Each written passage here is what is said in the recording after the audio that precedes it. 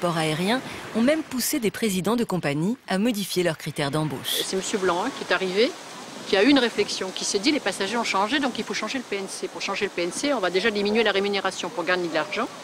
Donc en diminuant la rémunération, on a élargi les critères, parce qu'avec la rémunération qu'on proposait, on ne trouvait plus sur le marché, et à un moment donné, on ne trouvait plus le recrutement. Donc on a élargi les critères. Et les critères étant élargis, on a fait appel à une certaine catégorie de population. Et donc on a recruté, plus du tout sur le physique, plus du tout non plus, on a limité quand même encore au niveau du bac, mais ça a été niveau, alors que nous c'était bac accompli, hein. Ça est devenu niveau bac, et des niveaux bac il y en a un paquet. Et puis les critères, il n'y avait plus de critères, on avait un critère poids-taille qui était assez restreint, puisqu'il y avait 4 kilos en fonction de la taille. Je veux dire, c'était quand même quelque chose d'assez restreint. Là, il n'y a plus du tout. Il n'y a même plus de minimum ni maximum. Enfin, il y a un maximum de taille. Oui, maximum. Minimum, il n'y avait quasiment plus de minimum. Il n'y avait plus de poids. Il n'y avait plus grand-chose. Hein. Maintenant, ils ont tourné la phrase par silhouette harmonieuse. On est revenu, oui, mais par contre, on est revenu à des critères. Tu regarderas, les filles qui rentrent maintenant correspondent un peu plus aux critères d'autrefois, je trouve. Les hôtesses et stewards sont bien plus protégées qu'autrefois. Mais aujourd'hui, l'émergence de compagnies à bas prix transforme le métier pour ceux qui n'ont pas la chance d'être employés par de grandes compagnies.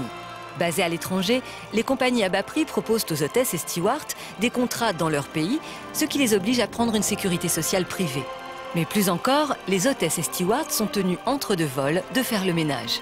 Dans ces compagnies, ils ont un salaire annuel de départ d'environ 17 000 € contre 19 000 dans une grande compagnie et travaillent 20 à 25% en plus qu'ailleurs, rentabilité oblige. Autrefois, on était payé comme les techniques, hein, comme le commandant de bord, c'est-à-dire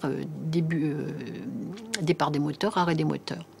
Ce n'est plus notre cas. Alors, ça rentre quand même dans notre rémunération dans la mesure où on est payé sur une base forfaitaire de 75 heures de vol.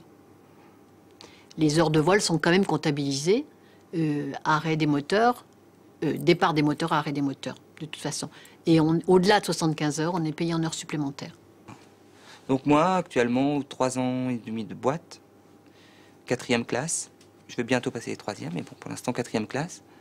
Je tourne autour, toutes indemnités confondues, hein, les indemnités repas, les indemnités voiture, les frais kilométriques, autour de 2 000 €, 2 000, 2 100 € par mois. Pour 16 jours de travail.